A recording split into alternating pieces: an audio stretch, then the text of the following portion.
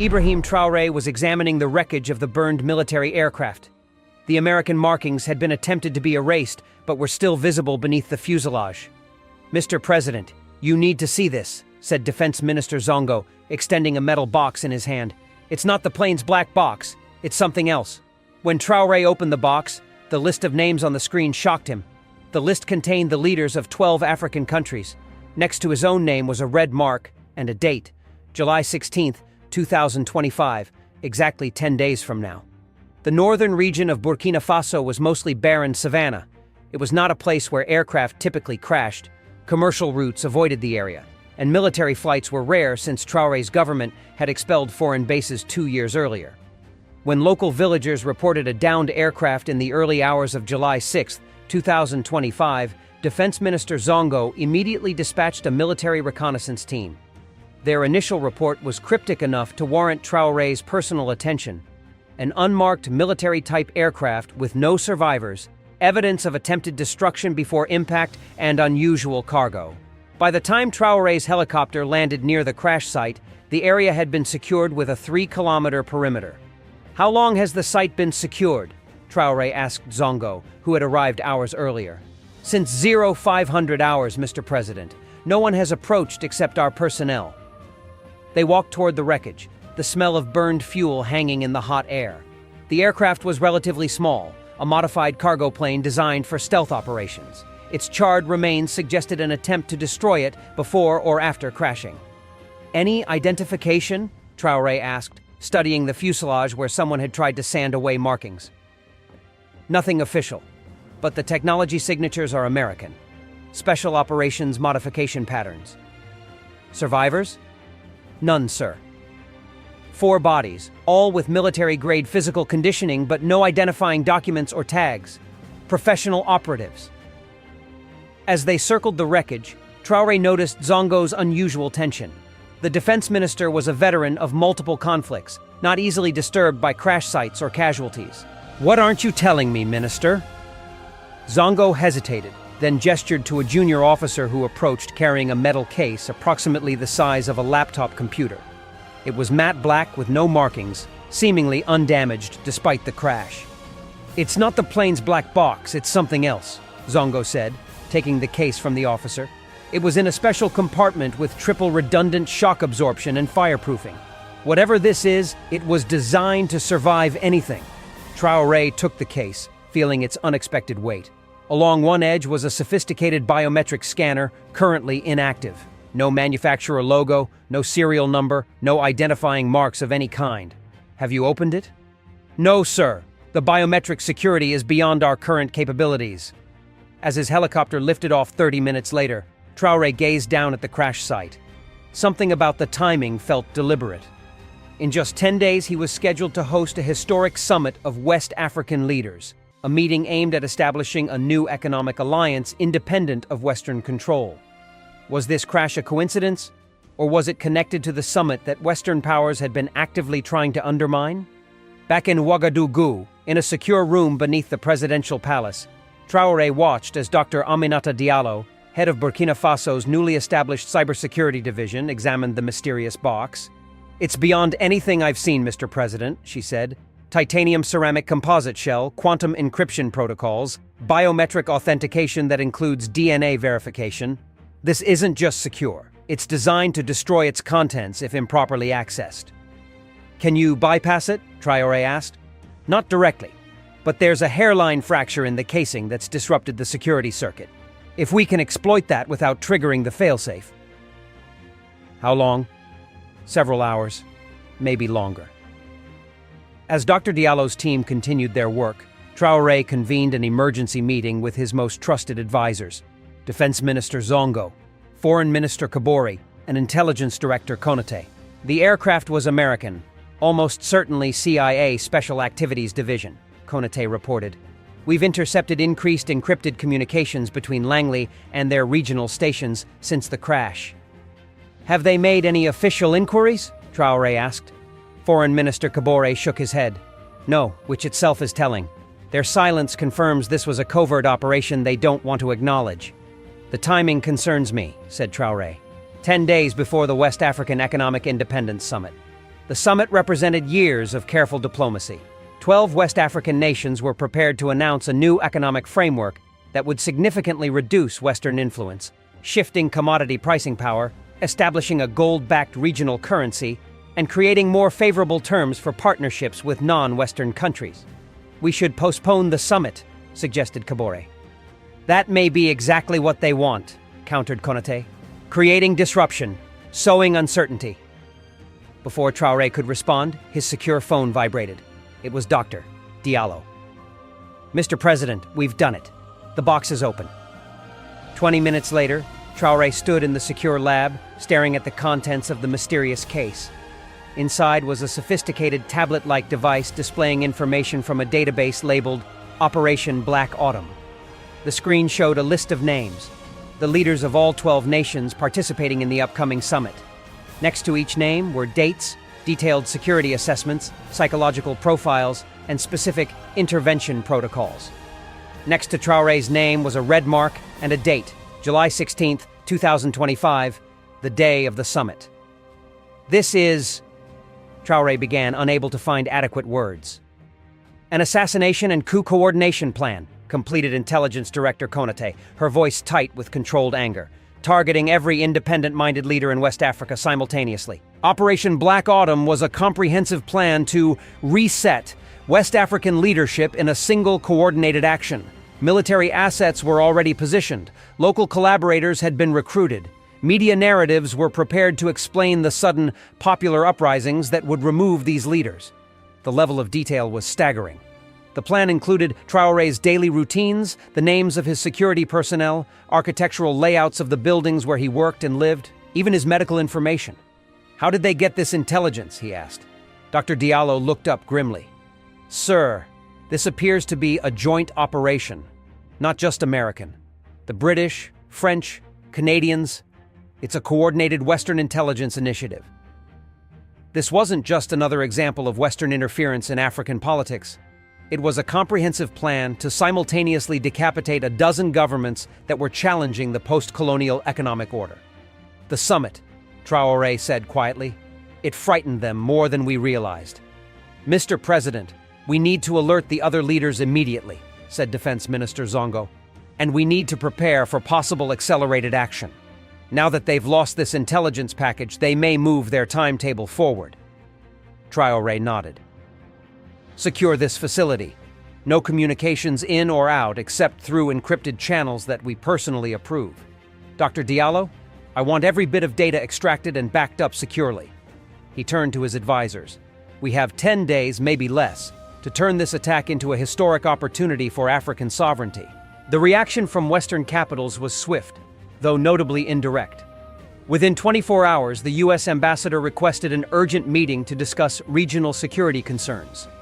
The French Foreign Ministry issued a statement about supporting stability in West Africa. Traoré declined the American ambassador's request for an immediate meeting, citing his busy schedule. It was a calculated delay. He needed time to fully understand what they had discovered and to communicate securely with the other leaders at risk. On the morning of July 8th, Traoré convened a highly secure virtual meeting with the other 11 leaders named in Operation Black Autumn. "What I am about to share will shock you," Traoré began, "but it will also confirm what many of us have long suspected." Over the next hour, he methodically presented the evidence, screenshots from the database, operational details of the planned interventions, and the intelligence gathered on each leader. The reactions ranged from cold fury to stunned silence. President Adama of Senegal spoke first. "This is an act of war, not just against our individual countries, but against African self-determination itself. We should go public immediately," urged President Mensah of Ghana. "The world needs to see this evidence of Western hypocrisy. If we do that," cautioned President Obi of Nigeria, "they will simply accelerate their plans." After hearing all perspectives, Traoré raised his hand for attention. "Colleagues, I propose a strategic approach. First, we each quietly secure our positions using this intelligence. Second, we proceed with the summit as planned, but with enhanced security protocols. And third," here he paused, "we use the summit to announce not just our economic independence initiative, but also to reveal Operation Black Autumn to the world, on our terms, at our chosen moment." with all of us standing together. One by one, the leaders agreed. The summit would proceed, and it would now carry even greater historical significance than originally planned. That evening, Intelligence Director Konate reported unusual electronic activity targeting Burkina Faso's communications infrastructure. "They're probing our networks, Mr. President. Sophisticated intrusion attempts against government systems, telecommunications, even power grid controllers. And the secure facility with the box? Isolated and safe. But this level of cyber activity suggests they strongly suspect we have their intelligence package." The more direct approaches began the next morning, when satellite imagery showed increased military activity at Western bases in neighboring countries. Transport aircraft arriving, equipment being moved, the subtle but unmistakable signs of forces being positioned. Then came the diplomatic pressure. The U.S. State Department issued a travel advisory for Burkina Faso, citing credible intelligence about potential terrorist activity. The French government announced postponement of previously approved development aid. International banks began questioning transactions to and from Burkina Faso's central bank. By July 10th, 4 days after finding the box, the pressure had intensified to outright threats. The U.S. ambassador, finally granted his meeting, delivered a message with barely disguised menace. "Mr. President," he said, seated across from Traore, "my government has reason to believe your forces may have recovered sensitive equipment from a crashed aircraft. We would appreciate its immediate return." Traore maintained a neutral expression. "I'm not aware of any American aircraft crashing in our territory, Ambassador. Perhaps if your government made an official request identifying what aircraft you've lost and what territory it went down in." The ambassador's jaw tightened. "This is a matter of highest national security, Mr. President. If certain intelligence assets have been compromised, it could lead to significant regional instability. Burkina Faso is committed to regional stability, Ambassador. That's why we're hosting the West African Economic Independence Summit next week. Will your government be sending an observer?" It was a deliberate provocation, and the ambassador's flush of anger confirmed he understood the implication. "Mr. President, I must be direct. If sensitive U.S. government property is not returned within 48 hours, there will be consequences. Severe consequences." After the ambassador left, Defense Minister Zongo voiced the concern they all felt. "They're accelerating the timetable. This 48 hours deadline would bring us to July 12th, still 4 days before the summit. They don't want the box back," said Intelligence Director Konate. "They want to know how much we've learned from it. This deadline is a pressure tactic to force our hand before we can coordinate with the other leaders." That night, security detected a sophisticated infiltration attempt at the secure facility housing the box. The attackers, professionally trained operatives with advanced equipment, were repelled. But the message was clear. Western intelligence agencies were moving to direct action. By July 12th, just 4 days before the summit, the situation had escalated dramatically. Satellite imagery showed military forces massing in neighboring Niger, where the U.S. maintained a drone base. French special forces had been spotted across the border in Côte d'Ivoire. Meanwhile, inside Burkina Faso, security forces had detained 3 foreign nationals caught conducting surveillance near the presidential palace. Under questioning, they revealed connections to private military contractors often used by Western intelligence agencies for deniable operations. The pressure was building from all sides, but Traore remained focused on the approaching summit. The other threatened leaders had taken serious security precautions based on the Black Autumn intelligence, disrupting several planned interventions before they could be launched. President Obi of Nigeria had arrested 2 senior military officers who were implicated in the files. President Mensah of Ghana had changed his security protocols, avoiding an ambush that intelligence suggested was planned for his motorcade. In Mali, Senegal, and Guinea, similar preemptive actions had frustrated Western intelligence operations. But the coordination required for these countermeasures had not gone unnoticed. It was increasingly obvious to Western intelligence agencies that their Operation Black Autumn had been compromised. Their response was to accelerate rather than retreat. On the morning of July 13th, 3 days before the summit, Traoré received an urgent call from President Adama of Senegal. "Ibrahim, my intelligence chief has intercepted communications suggesting they're moving to Phase Echo tonight. Do you know what that means?"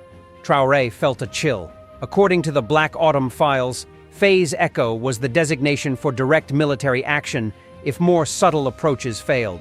"It means they're abandoning the pretense," he replied grimly. "How solid is this intelligence?" "Very. The source is close to French military command. They're positioning for simultaneous strikes across the region, targeting each of us directly. They're calling it a counter-terrorism operation, but it's really the Black Autumn contingency plan." Traore immediately convened his Security Council. "We need to accelerate our own plans," he told his advisors.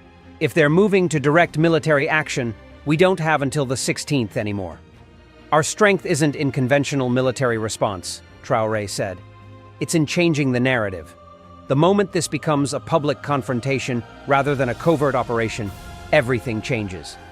He made a decision that would alter the course of events. "Move the summit forward. Tomorrow, notify all leaders immediately through secure channels, and prepare the Black Autumn evidence for worldwide release." The next 24 hours were a blur of activity. Leaders who had planned to arrive in Ouagadougou on July 15th now scrambled to reach the city by the next day. Security forces worked frantically to adapt their protection plans. Technical teams prepared the evidence for presentation. Western intelligence, detecting this sudden flurry of activity but not knowing its exact nature, responded with increasing pressure. Internet connectivity to Burkina Faso was mysteriously disrupted. International flights were canceled due to security concerns. Satellite communications experienced interference, but Traoré had anticipated these measures. Alternative communication systems had been established. Charter flights from friendly nations were arranged for arriving leaders. A decentralized approach to sharing the Black Autumn evidence was prepared, ensuring no single point of failure could prevent its release. By dawn on July 14th, 7 of the 12 leaders had already arrived in Ouagadougou, traveling under heavy security and sometimes in disguise to avoid potential interception. The remaining 5 were en route, using unpredictable travel methods to confound surveillance. The hastily rescheduled summit would begin at noon, if they could maintain security that long. At 10:13 a.m., the first direct attack came. A drone strike targeted a government building in Ouagadougou, where Western intelligence believed the summit would take place. The explosion destroyed the facility, but the actual summit location was elsewhere, a deliberate deception Traoré had implemented. This overt act of aggression changed everything. It was no longer possible for Western powers to maintain the fiction that their operations were covert or limited to intelligence gathering. They had launched a military strike against a sovereign nation's capital city. Traoré, monitoring the situation from the actual summit location, made the final decision.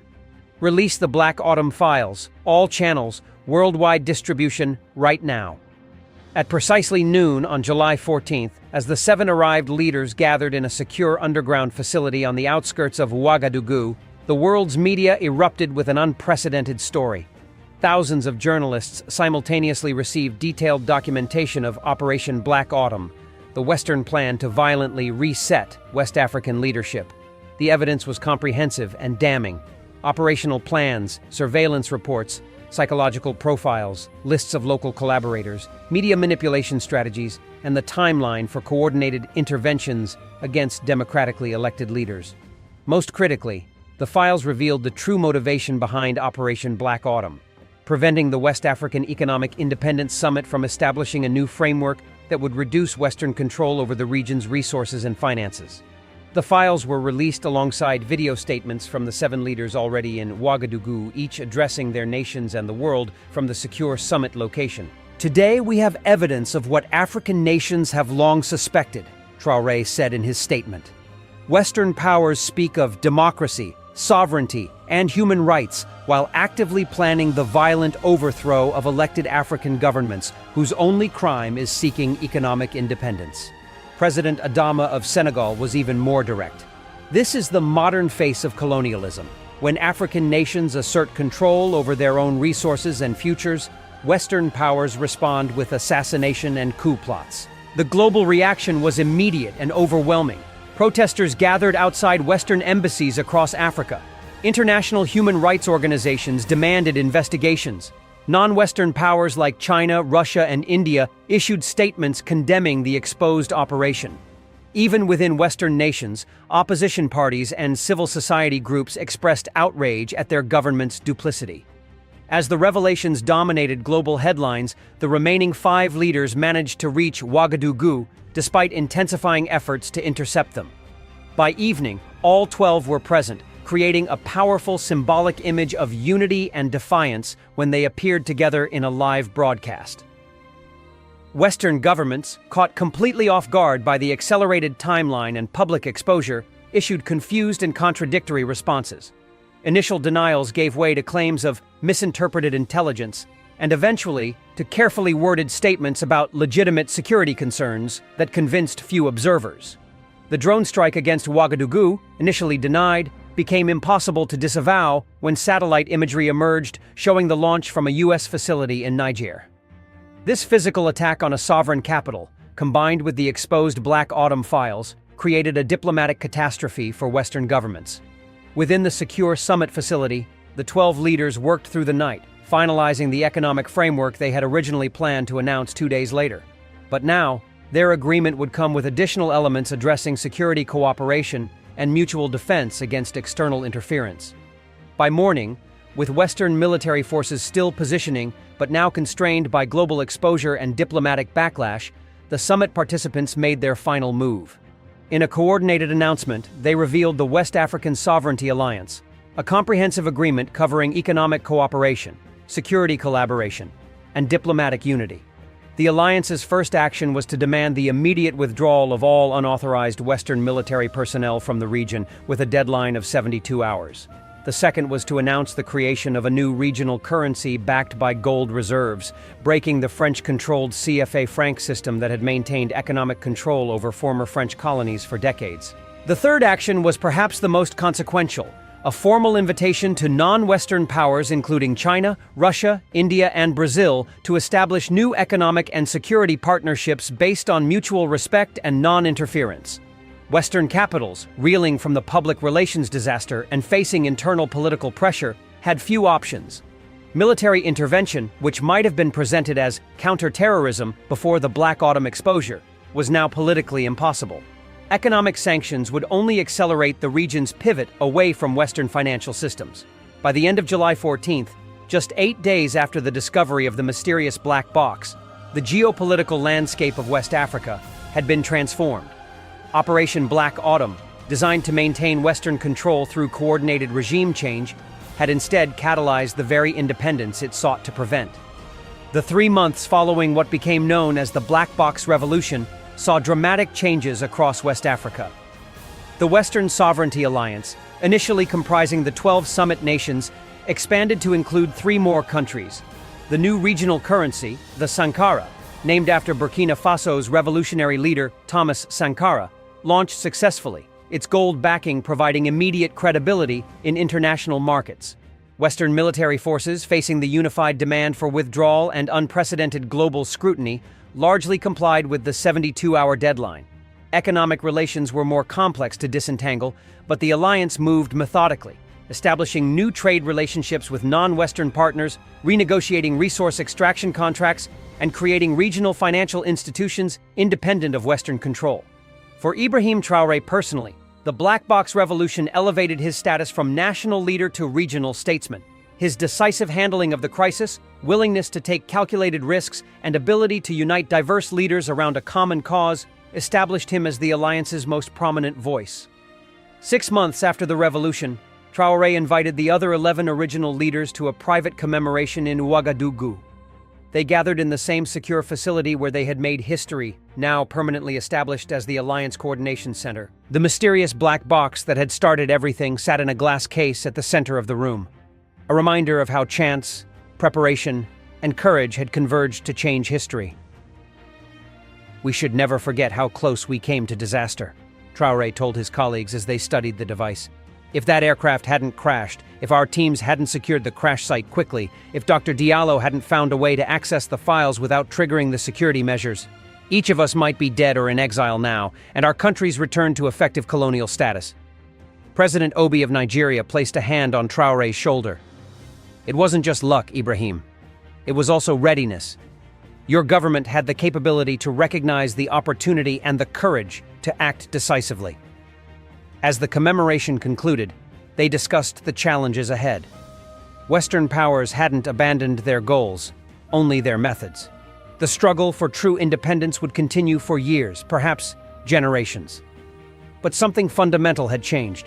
West African nations were no longer isolated, playing defense against more powerful forces. They were united, proactive, and increasingly setting the terms of their international relationships. That evening, after the other leaders had departed, Traoré returned alone to his office in the presidential palace. On his desk was a framed photograph of Thomas Sankara, Burkina Faso's revolutionary leader who had been assassinated in 1987 during a coup supported by Western powers. Next to the photograph was a small fragment of metal, a piece of the crashed aircraft that had delivered the black box into their hands.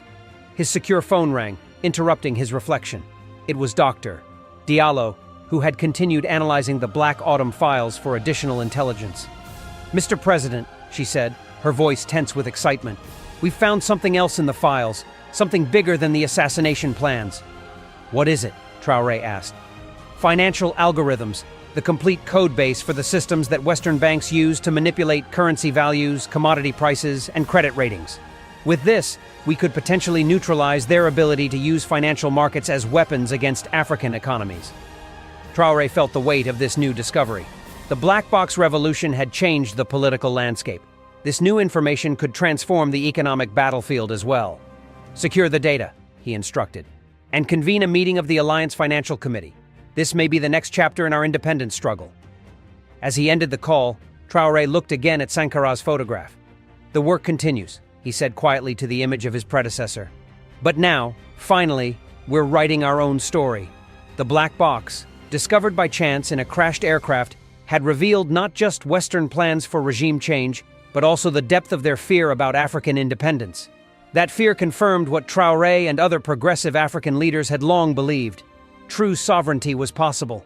The path would be difficult, the resistance fierce, but the direction was now clear. The next chapter of African history would be written by Africans themselves.